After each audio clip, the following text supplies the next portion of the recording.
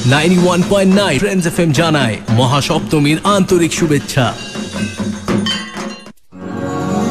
ভাব সাগরের পারে বসে with Trisha on 91.9 Friends FM।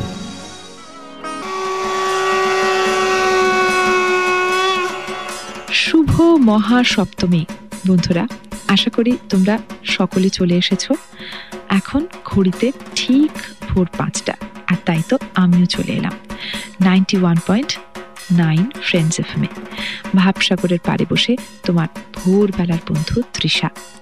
তোমরা জানো তো বন্ধুরা যে এই দুর্গাপুজোয় আমাদের মধ্যে একজন বিশেষ অতিথি রয়েছেন, যেরকম প্রত্যেকবার থাকে। একবার যেমন ছিলেন বিখ্যাত লেখক শ্রী সঞ্জীব চট্টোপাধ্যায় মহাশয়, তার পরের বার আমি তোমাদের জন্য এনেছিলাম বিখ্যাত গায়ক শিল্পী শ্রী শ্রীকুমার চট্টোপাধ্যায়, এবং আমার মা ছিলেন তার সঙ্গে শ্রীমতী কাবেরী বসু। এইবারে আমি এনেছি শ্রী তারাশিস গঙ্গোপাধ্যায়কে, যিনি একাধারে লেখক এবং সাধক মানুষ। মহাসাধক তারামায়ের সন্তান বিপুল কুমার গঙ্গোপাধ্যায়ের সুযোগ্য পুত্র। তোমরা অনেকেই এনার লেখা বই পড়েছ হয়তো, আর পড়ে অনেক কিছু হয়তো জানতে পেরেছ। বন্ধুরা, গতকালকে আমরা মহাষষ্ঠীর আড্ডা খুব জমে উঠেছিল। আমি জানি তোমাদেরও যেতে ইচ্ছে করছিল না, কিন্তু না গেলে যে আবার আসা যাবে না, তাই আজ নবপত্রিকা স্নানের সময় আমি চলে এলাম। আর কিছুক্ষণ পরেই কিন্তু কলাবউ স্নান শুরু হয়ে যাবে। 8:48 মধ্যে নবপত্রিকা স্নান শেষ করে বাড়িতে ফিরে যেতে হবে। তাই এসো আজ আমরা জেনে নিই যে এই নবপত্রিকা স্নান করানোর মানেটা কি, কি গুরুত্ব। গানে গানে শুরু করব মহাসপ্তমীর সকাল। তারাশিস বাবু, আপনাকে জানাই শুভ মহাসপ্তমী। আপনাকেও শুভ মহাসপ্তমী এবং সকল শ্রোতা বন্ধুদেরও একই সাথে। গতকালকে আমাদের আলোচনা বা আড্ডা যাই বলুন এত জমে উঠেছিল যে আমাদের একেবারে যেতে তো ইচ্ছেই করছিল না, এবং জানি আমরা চলে যাওয়াতে বন্ধুরা খুব বিরক্ত হয়েছে। তো আজ তো কিছুক্ষণ পরেই শুরু হবে কলাবউ স্নান। গঙ্গার ঘাটে ভীষণ ভিড়, বিভিন্ন রঙের, বিশেষত সাদা, লাল পাড়, লাল, দেখছিলাম গাড়িতে প্রচুর ভিড়। হ্যাঁ, সেই শাড়ি পরিয়ে নিয়ে যাওয়া হবে কলাবউদের। এই যে নবপত্রিকা স্নান, কলাবউ মানে তো আমরা জানি গণেশের বউ, তাই কি? এরকম একটা ধারণা আছে বটে, তবে গণপতি গণেশের এই বিয়ের সম্বন্ধে নানা মুনির নানা মত। আচ্ছা, দক্ষিণ ভারতীয়রা কিন্তু তাকে ব্রহ্মচারী রূপে জানেন। আবার গণেশ পুরাণ বলছে গণেশের 2 স্ত্রী সিদ্ধি ও বুদ্ধি, তারা ব্রহ্মার যজ্ঞ থেকে উঠেছেন এবং ব্রহ্মা তাদের তুলে দেন গণেশের হাতে। আবার মৎস্য পুরাণ যেটা বলছে সেখানে আবার স্ত্রীর একজনের নাম বদলে গেছে আর কি। গণেশের 2 স্ত্রী সেখানে হলেন ঋদ্ধি ও বুদ্ধি। আবার কেউ কেউ বলেন গণেশের স্ত্রীরা হলেন ঋদ্ধি ও সিদ্ধি। মানে ঋদ্ধি, সিদ্ধি, বুদ্ধি এই তিনটের মধ্যেই ঘোরাফেরা করছে। মানে এর মধ্যে যে কোনো 2 জনকে ধরে নেওয়া হয় আর কি। তবে আমার মনে হয় গণেশের পূজা মানুষকে যেহেতু ঋদ্ধি বা সমৃদ্ধি, বুদ্ধি এবং সিদ্ধি একই সাথে যোগায়, তাই এদের গণেশের স্ত্রী হিসেবে ধরা হয়। এবার আসা যাক কলাবউ প্রসঙ্গে। আমাদের বাংলাদেশে দুর্গাপুজোর প্রারম্ভই হয় কলাবউ স্নান দিয়ে আর কি। কলাবউ বা নবপত্রিকা থাকেন গণেশের ডান দিকে, আর তাকে সেই লাল শাড়ি পরিয়ে তার পাতায় সিঁদুর লেপে দেওয়া হয়। তার জন্য আমরা অনেকেই তাকে গণেশের স্ত্রী হিসেবেই ধরে নিই আর কি। কিন্তু যদি শাস্ত্র মতে সবকিছু থেকে যদি ভেবে ভালো করে দেখা যায়, তাহলে কলাবউ কিন্তু গণেশের স্ত্রী নন, তিনি মা দুর্গার প্রতীকী রূপ। কলাবউ বা কলা গাছের 9টি পাতা হচ্ছে নবদুর্গার প্রতীক। তিনি হচ্ছেন মা দুর্গার প্রকৃতির রূপ। অর্থাৎ কিনা মা দুর্গা যখন মহিষাসুরকে বধ করছেন, তখন পৃথিবী কালিমা মুক্ত হচ্ছে অসুরের হাত থেকে, এবং তার ফলে সবুজের নির্মলতায় ভরে যাচ্ছে সমগ্র ধরা। সেই প্রকৃতির নববধূর রূপই হলো কলাবউ। আচ্ছা বন্ধুরা, আমরা জানলাম নবপত্রিকার কথা। পুজোর আড্ডা নিয়ে ফিরে আসছি গানের পর। একজনকে আমরা ভীষণভাবে ভুলে যাই, কিন্তু যে না হলে মা দুর্গার প্রতিমাটা কিন্তু একেবারে সম্পূর্ণই হবে না। সে হলো মহিষাসুর। এই মহিষাসুরকে নিয়ে আসার কারণ কি? কিসের প্রতীক হিসেবে আমরা দেখতে পারি মহিষাসুরকে? মহিষাসুর বলুন বা দেবতা বলুন, এ সবই কিন্তু আমাদের ভিতরে রয়েছে। আমাদের যা ব্রহ্মাণ্ডে রয়েছে তা দেহভাণ্ডেও রয়েছে। আচ্ছা, অসুর হচ্ছে আমাদের ভিতরকার সসীম আমি, অর্থাৎ আমাদের যে সীমাবদ্ধতা, যে স্থূলের মধ্যে যে সীমাবদ্ধতা, সেটা হচ্ছে অসুর। মানে এই যে আমার আমিত্ব ভাব, একদম আমিত্ব ভাবটাই হচ্ছে আসরিক ভাব। আসরিক ভাব, কারণ আমিত্ব বলতে আমরা বুঝছি স্থূল দেহের আমিত্ব, আমরা আসল আত্মার আমিত্ব আমরা কখনোই যাই না। আর আমাদের ভিতরের অসীম আমি যে, সেই হচ্ছে আমাদের আসল দেবভাব। আচ্ছা, এখন এই যে অসুরের রূপ চণ্ডীতে আমরা যে দেখতে পাচ্ছি, অসুর 3 বার আক্রমণ করছে, মূলত 3 বার আর কি। প্রথম হচ্ছে মধুকৈটব। মধুকৈটব হচ্ছে আমাদের ভিতরকার যে মোহ আর আসক্তি, তার প্রতীক। যখন জীব জন্ম নেয় তখনই এরা তাকে আক্রমণ করে। ঠিক যেমন সৃষ্টির ঠিক পরেই সৃষ্টিকর্তা ব্রহ্মাকেই আক্রমণ করেছিল মধুকৈটব। আচ্ছা, আর তারপরে ব্রহ্মা প্রথমে শরণ নেন নারায়ণের, কিন্তু নারায়ণ তখন যোগনিদ্রায় রয়েছেন, ফলে মহামায়াকে ডাকতে হয়। মহামায়া এসে পরিত্রাণ করেন। তারপরে আসছে মহিষাসুর। মহিষাসুর কি? মহিষাসুর হচ্ছে আমাদের ভিতরকার কর্তৃত্বের বন্ধনের প্রতীক। যখন সাধক প্রথমে এই মোহ আর আসক্তির হাত থেকে উদ্ধার লাভ করেন সাধনার মাধ্যমে, তখন তার মধ্যে একটা কর্তৃত্বের বন্ধন এসে যায়। মানে আমি সব করতে পারবো, আমি সব করতে পারবো, এই স্তরে সাধকের বাসনা জাগে সবার উপরে প্রতিষ্ঠা লাভ করব, অর্থাৎ আমি সবার বস এবং সবাই আমার বস। মহিষাসুর চেয়েছিলেন, ঠিক মহিষাসুর মানে যেটা চেয়েছিলেন, ঠিক যেরকম অমরত্ব লাভ করবো, স্বর্গ জয় করবো, সবাই আমার পুজো করবে, ঠিক সেই জায়গাটা এসে যায় সাধকের দ্বিতীয় স্তরে। আর এই দ্বিতীয় স্তরটা থেকে যদি বেরোনো যায়, তখন আসে তৃতীয় স্তর, সেটা হচ্ছে শুম্ভ নিশুম্ভ। সেটা কি? অহংকার ও অভিমানের প্রতীক। এরা যেমন দেবীকে প্রলুব্ধ করতে চেয়েছিল, যে তোমার এত রূপ আছে, তুমি আমার সে রানী হয়ে এসো আর কি, দেবীকে যখন বলছেন তারা, অর্থাৎ প্রলুব্ধ করছেন তার তোষামোদ করে। ঠিক তেমনি সাধককেও এই স্টেজে আসার পর গুণমুগ্ধের তোষামোদ সাধকের মনে জাগায় অহংকার। আর অহংকার আর অভিমানকেই সাধক যখন ভগবান ভেবে বসে, তখনই তার পতন হয়। কাজে এই 3টে স্তরকে আমাদের পেরিয়ে যেতে হয় সাধনার জন্য। আর এই 3টি স্তরেই মায়ের প্রতি শরণাগতি হচ্ছে আমাদের একমাত্র উপায়। মহানির্বাণ তন্ত্রে আমরা পাই যে কলিযুগে বলা হচ্ছে যে পশুভাব এবং বীরভাবে সাধনা করা যায় না, বারণ করা হয়েছে, মানে স্বয়ং শিব সেটা বারণ করছেন। তাহলে এই পশুভাব এবং বীরভাব থেকে বেরিয়ে কলিযুগে কিভাবে আমাদের সাধনা করা? কলিযুগে সাধনা করার সব থেকে বড় উপায় হচ্ছে ভক্তি পথে এগোনো আর কি, ইষ্টের প্রতি শরণাগতি নিয়ে এগিয়ে যাওয়া। তবে আবার যেটা বললেন বীরভাব বা পশুভাব, যেটা এটা কিন্তু তন্ত্রের সাধনা। আচ্ছা, আর তন্ত্র আসলে কি? তন্ত্র হচ্ছে তন্ত্রিতে তন্ত্রিতে যে সাধনায় ঈশ্বরকে অনুভব করা যায়, তাকেই বলে তন্ত্র। আর সেই তন্ত্র নিয়ে যারা সাধনা করেন তারাই তান্ত্রিক।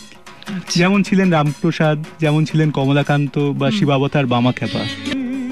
এই দুর্গাপুজোর সময় দশমহাবিদ্যার রূপ একটু আমরা যদি একটু জানতে চাই, খুব মানে আমার তো ভীষণ ইচ্ছা করছে একটু মানে আলোচনা করতে। যেমন ধরুন এই যে প্রথম রূপ কালী, তো মা দুর্গাকে আমরা এত সুন্দরী দেখি, গৌরবর্ণা, হ্যাঁ, বৈষ্ণবী স্বরূপা তিনি। তো এরকম আমরা বলি যে মা রেগে গিয়ে কালো হয়ে গেছিলেন। তো এই কালো রঙের মাহাত্ম্যটা কি? হঠাৎ কালো তিনি হলেন কেন? এদিকে কৃষ্ণকেও কিন্তু আমরা কালো দেখছি, আবার মা কালীকেও কালো দেখছি। কালো রঙের কারণটা কেন? এখানে প্রথমেই বলতে হয়, কাল নিয়ন্ত্রণ করে এই বিশ্বের সবকিছু। সেই কাল মহাকালেশ্বর মহাদেব দ্বারা নিয়ন্ত্রিত। আর সেই মহেশ্বরের মনোমোহিনী হলেন কালী। স্বয়ং মহাকালেশ্বর স্তব্ধ হয়ে রয়েছেন কালীর পদতলে, অর্থাৎ সৃষ্টি স্থিতি লয় নিয়ন্ত্রণ করছেন কালী। প্রথমে আপনি যেরকম বললেন তিনি কৃষ্ণবর্ণা, যেমন ধরুন সাদা, হলুদ প্রভৃতি সকল বর্ণ কৃষ্ণবর্ণে এসে মিশে এক হয়ে যায়, তেমনি প্রলয়কালে সর্বভূত কালীর মধ্যে বিলীন হয়ে যায়। আবার বিজ্ঞানও বলছে যে জ্যোতি আমাদের দৃষ্টিশক্তি ধারণা করতে পারে না, তাই নিবিড় কৃষ্ণবর্ণ দেখায়। আচ্ছা, আর আমরা তো সাধারণভাবে মা কালীর যে এই মহাজ্যোতি, তা আমরা ধারণাই করতে পারি না আর কি। সেই জন্য মায়ের কৃপায় যদি কৈবল্য লাভ হয়, তবেই জ্ঞান নেত্রে তিনি এই মহাজ্যোতি রূপে ধরা দেবেন। কৈবল্য বলতে? কৈবল্য মানে এখানে যে মোক্ষ এবং মুক্তি, এইটার কথা বলা হচ্ছে আর কি। আচ্ছা আচ্ছা, বন্ধুরা, কালী তত্ত্বের কথা তোমরা শুনলে। মায়ের কত রং, কত লীলা, নানা কত রূপ। কখনো মা কালো, কখনো আবার গৌরবর্ণা, আবার কখনো বা তারারূপী নীলবর্ণা। কালো রূপের কথা তো আমরা বুঝলাম, কিন্তু এরকম বিষের মতো নীল গায়ের রং হওয়ার কি কারণ? তারামায়ের নীলবর্ণ হলো আকাশতত্ত্বের প্রতীক। তিনি পঞ্চাকাশ জুড়ে বিরাজিতা। ব্রহ্মাণ্ডে 5টি আকাশ আছে, আকাশ, মহাকাশ, তত্ত্বাকাশ, পরাকাশ ও সূর্যাকাশ। আবার যোগশাস্ত্র বলছে আমাদের দেহেও আছে এই পঞ্চাকাশ। এর মধ্যে আকাশ আছে মূলাধার চক্র থেকে স্বাধিষ্ঠান চক্রে, মহাকাশ আছে স্বাধিষ্ঠান চক্র থেকে মণিপুর চক্রে, তত্ত্বাকাশ আছে মণিপুর চক্র থেকে অনাহত চক্রে, পরাকাশ আছে অনাহত চক্র থেকে বিশুদ্ধ চক্রে, এবং সূর্যাকাশ আছে বিশুদ্ধ চক্র থেকে আজ্ঞা চক্রে। অর্থাৎ কিনা তারা মা ব্রহ্মাণ্ডের সমস্ত আকাশে এবং আমাদের দেহভাণ্ডের পঞ্চাকাশ জুড়ে রয়েছেন। মানে অসীম তার ব্যাপ্তি, সমস্ত কিছু জুড়ে রয়েছেন মা। আবার দেখুন, নীল রং হলো অসীমের প্রতীক। আকাশ নীল, সাগর নীল, তাদের সীমা আমরা নির্ধারণ করতে পারি না। তারা মাও ঠিক তেমনি অনন্ত ও অসীম, আর সেই অসীমেরই প্রতীক হচ্ছে এই নীল রং মায়ের। আচ্ছা আচ্ছা, তারা মায়ের আমরা অনেক রকম নাম পাই, যেমন উগ্র তারা, নীল সরস্বতী, এক জটা, সবাইকেই তারা মাই বলা হয়। তো এই নামগুলোর ক্ষেত্রেও কি রূপটা মানে আলাদা আলাদা হয়? এই দ্বিতীয় মহাবিদ্যা তারা মায়ের এরকম বেশ কয়েকটি নাম আছে আর কি। যেরকম তারা মা নীল সরস্বতী, কারণ তিনি তার ভক্তকে আর কি সরস্বতী যেরকম বাক প্রদান করেন, বাকশক্তি প্রদান করেন, জ্ঞান প্রদান করেন, তারা মাও ঠিক তেমনি জ্ঞান প্রদান করেন আর কি। কিন্তু যেহেতু তিনি নীলবর্ণা, তাই তিনি নীল সরস্বতী। আবার উগ্রতারা তিনি, যেহেতু তিনি ভক্তকে উগ্র বিপদ থেকে রক্ষা করেন। এই জন্য মায়ের এক এক রকম রূপের এক এক রকম নাম। যেমন আরেকটি আবার নাম আছে এক জটা। এই এক জটার প্রসঙ্গটা আবার একটু বড় আছে আর কি। মা তারার যে বিরাট কেশভার আমরা দেখতে পাই, সেটি হলো সাংসারিক মানুষের অশেষ বাসনা ও অনন্ত চিন্তার প্রতীক, যা আমাদের আটকে রাখে স্থূল জগতের সাথে। আমাদের সেই ভোগ বাসনাকে সাধনার মাধ্যমে সংযত করে নির্লিপ্ত ও নির্গুণ হতে হয়। একমাত্র অদ্বৈত ভাব লাভ হলেই সেটা সম্ভব হয়। অর্থাৎ যখন ঈশ্বর আর ভক্ত, আমি আর তুমি, এই গণ্ডি পেরিয়ে শুধুই আমি হয়ে যাবে, অর্থাৎ ঈশ্বর এবং ভক্ত যেখানে একাকার হয়ে যাচ্ছে একে অপরের সাথে, তখনই আসে সেই অদ্বৈত ভাব। আর এই অদ্বৈত ভাব লাভ হয় তারা সাধনায়। তারা মায়ের এক জটা সেই অদ্বৈত ভাবের অনুভূতির প্রতীক। আচ্ছা, অদ্বৈত ভাব বলতে মানে ঠাকুর রামকৃষ্ণের যেটা ছিল, মানে উনি যেমন মা ভবতারিণীকে খাওয়াতে খাওয়াতে নিজেই খেয়ে ফেলতেন, নিজেই মালাটা পরে ফেলতেন, এরকম কি একটা ভাব? মানে তিনি একাত্ম হয়ে গিয়েছিলেন আর কি। মানে ঠাকুর যে জায়গায় গিয়েছিলেন, তিনি যুগাবতার, তার জায়গায় তো সকলের পক্ষে যাওয়া সম্ভব না, কিন্তু কি বলা হচ্ছে মানে সাধনার সেই স্তরে পৌঁছলে ইষ্টের সাথে একাত্ম হয়ে যেতে পারেন আর কি সাধক। সেটাই। আচ্ছা, এই তারা মাকে সাধনা করলে, তারা মার পুজো করলে কি ফল পাওয়া যায়? মূলত দশমহাবিদ্যার মধ্যে তারা মা যে রূপ রয়েছে আর কি, মা কালী এবং তারা মা, এই দুটি রূপ সাধনা করলে একমাত্র লাভ হয় মোক্ষ আর কি। মানে অন্যান্য যে মহাবিদ্যা রয়েছে তাদের পুজো করে জাগতিক সিদ্ধি লাভ হয়, কিন্তু মোক্ষ লাভ হয় না। তাদের ফলে জীবনে বারবার ভোগের জন্য ফিরে আসতে হয় মায়াময় সংসারে। কিন্তু তারা মা দেন ব্রহ্মজ্ঞান এবং কালী দেন কৈবল্য বা মোক্ষ। এদের সাধনায় এই দুটি লাভ হয়। আচ্ছা, তাহলে বন্ধুরা, আজ আমরা দশ মহাবিদ্যার প্রথম দুটি রূপের কথা শুনলাম। একটি হলো কালী রূপ এবং তারা রূপ। আমাদের হাতে আরো কিছু সময় আছে, চট করে শুনে নেব ছিন্নমস্তার রূপের কথা। আর তার সঙ্গে আমার খুব জানতে ইচ্ছে করছে, আমি জানি তোমাদেরও হয়তো এটা প্রশ্ন আছে, কারণ তোমরা অনেকবার আমাকে চিঠিতে লিখেছো এই প্রশ্ন। আজকে সরাসরি একেবারে তারাশিস বাবুর কাছ থেকেই জেনে নেব এই প্রশ্নের উত্তর। প্রশ্নটা ছিল যে বই পড়ে জপ, হোম এগুলো করা উচিত কিনা, সে যে কোনো দেবদেবীর ক্ষেত্রেই হোক না কেন, এবং বিশেষ করে মায়ের পুজোর ক্ষেত্রে। এগুলো জেনে নেব আমরা। ফিরে আসছি গানের পর। গানের পর আবারও ফিরে এলাম 91.9 ফ্রেন্ডস এফএম এ ভাবসাগরের পাড়ে বসে। আজ মহাসপ্তমী উপলক্ষে আমি রয়েছি, আমি তোমার ভোরবেলার বন্ধু তৃষা, আর আমার সঙ্গে রয়েছেন বিখ্যাত লেখক শ্রী তারাশিস গঙ্গোপাধ্যায়। তার কাছ থেকে আমরা জেনে নিচ্ছি নবপত্রিকা স্নান এবং দশ মহাবিদ্যা সম্পর্কে। দশ মহাবিদ্যার দুটি রূপের কথা আমরা শুনলাম, মা কালী এবং মা তারা।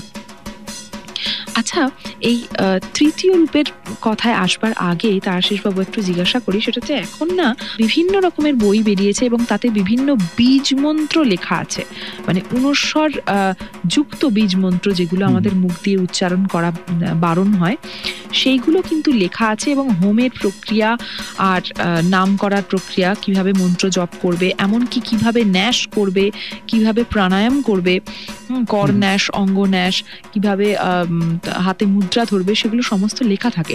এবং অনেকেই কিন্তু গুরুর কাছ থেকে দীক্ষা না নিয়ে, সাধন না নিয়েই এই সমস্ত করতে শুরু করতে দিয়েছেন অলরেডি। তো এইটার মানে কি উচিত করা? এ প্রসঙ্গে প্রথমে বলতে হবে মন্ত্র কি, যা মনের বিপদগামিতা থেকে ত্রাণ করে, তাই মন্ত্র। আর এই মন্ত্র কে দিতে পারেন? তিনি হলেন গুরু। গুরু আপন সাধন শক্তি বলে মন্ত্রের শক্তিকে শিষ্যের মধ্যে জাগ্রত করে দেন। আর তাই সেই মন্ত্র যখন তিনি শিষ্যের কানে দেন, তাই শিষ্যের ভিতরকার ঊর্জা শক্তি জাগিয়ে তোলে। তাই মন্ত্রের শক্তিকে জাগানো না গেলে তা হাজারবার পাঠ করেও কোনো ফল হয় না। দশ মহাবিদ্যার তৃতীয় রূপ ষোড়শী। এসো বন্ধুরা, আমরা জেনে নিই মা ষোড়শী রূপের কি মাহাত্ম্য। ষোড়শী মূলত হলেন ত্রিপুর সুন্দরী বা ষোড়শী বা ললিতা, এই নামেও তাকে ডাকা হয়। আচ্ছা। আবার ত্রিপুর সুন্দরী, ত্রিকুটা দেবী, শ্রীবিদ্যা, ত্রিপুরা ভৈরবী, রাজেশ্বরী এই নামেও মা পরিচিতা। আচ্ছা। দেবী ষোড়শী হচ্ছেন ত্রিনয়না, অরুণ বর্ণা, মুক্তকেশী, চতুর্ভুজা। তার হাতে রয়েছে পাশ, অঙ্কুশ, তীর ও ধনুক। তিনি ভক্তকে দুঃখ, দারিদ্র্য, রোগ, শোক এগুলোর থেকে মুক্তি দেন, সেই সাথে দেন জাগতিক তথা আধ্যাত্মিক ঐশ্বর্য ও যোগ বিভূতি। আচ্ছা আচ্ছা, এই ষোড়শী রূপের একটা খুব অদ্ভুত ব্যাপার আমরা দেখি, যে মা যে সিংহাসনের উপর বসে রয়েছেন, সেই সিংহাসনের 4টি পায়া, এবং এই 4টি পায়াতে 4জন দেবতাকে আমরা দেখতে পাই। মা ষোড়শীর পদতলে রয়েছেন ব্রহ্মা, বিষ্ণু, সদাশিব, রুদ্র ও ঈশ্বর রয়েছেন সাথে একসাথে। আচ্ছা। এদের আবার একত্রে পঞ্চপ্রেত বলা হয়। আচ্ছা। এই জন্য দেবী ষোড়শীকে বলা হয় পঞ্চপ্রেতাসনা। এর একটা নিগুড় ব্যাখ্যা আছে কিন্তু, জানো তো? আচ্ছা। এই যে পঞ্চপ্রেতের কথা বললাম, এরা কিন্তু আমাদের দেহের 5টি চক্রে বিরাজ করেন। মূলাধার, স্বাধিষ্ঠান, মণিপুর, অনাহত ও বিশুদ্ধ চক্রে বিরাজ করেন যথাক্রমে ব্রহ্মা, বিষ্ণু, রুদ্র, ঈশ ও সদাশিব। আচ্ছা। এই 5 চক্রের উপরে রয়েছে আজ্ঞাচক্র, মানে আমাদের ঠিক 2 ভুরুর মাঝখানে আর কি। আচ্ছা। তার ভিতরে 6 কোণ বিশিষ্ট যন্ত্র রয়েছে, তার উপরে আছেন শিব, এমনটাই তন্ত্রে কল্পনা করা হয়। আচ্ছা। আর সেই শিবের নাভিপদ্মের উপরে অবস্থিত শ্রীযন্ত্র, তার উপরে বিরাজ করছেন দেবী ষোড়শী। আচ্ছা। এই নিগুড় যৌগিক ব্যাখ্যাটি প্রমাণ করছে যে দেবী ষোড়শী স্বয়ং পরা প্রকৃতি।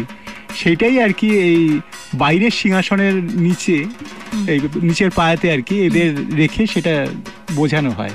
আচ্ছা আচ্ছা, বাহ, কি সুন্দর, আমরা কত কিছু জানতে পারছি। কিন্তু বন্ধুরা, এবার যে সময়টা শেষ হয়ে আসছে, কারণ 1 ঘন্টা প্রায় নিবু। তাহলে এসো শেষ ঘন্টার কিছু গান আমরা শুনে নিই, আর তারপর সাথে যদি ত্রিনয়নী দুর্গা গানটি শোনানো যায়। অবশ্যই অবশ্যই, ত্রিনয়নী দুর্গা গানটা অবশ্যই শোনাবো। চলো বন্ধুরা, আমরা শুনে নিই তারাশিস বাবুর প্রিয় গান ত্রিনয়নী দুর্গা।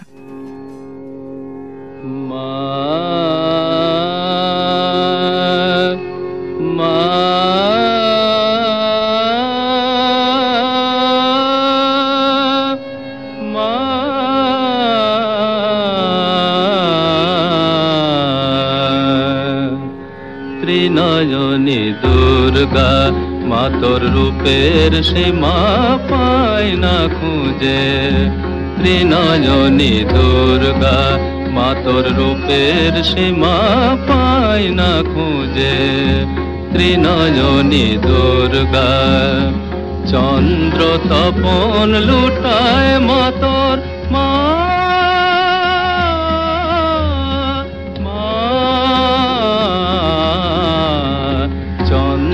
তপন লুটায় মা তোর চরণ তলে 10 ভুজে।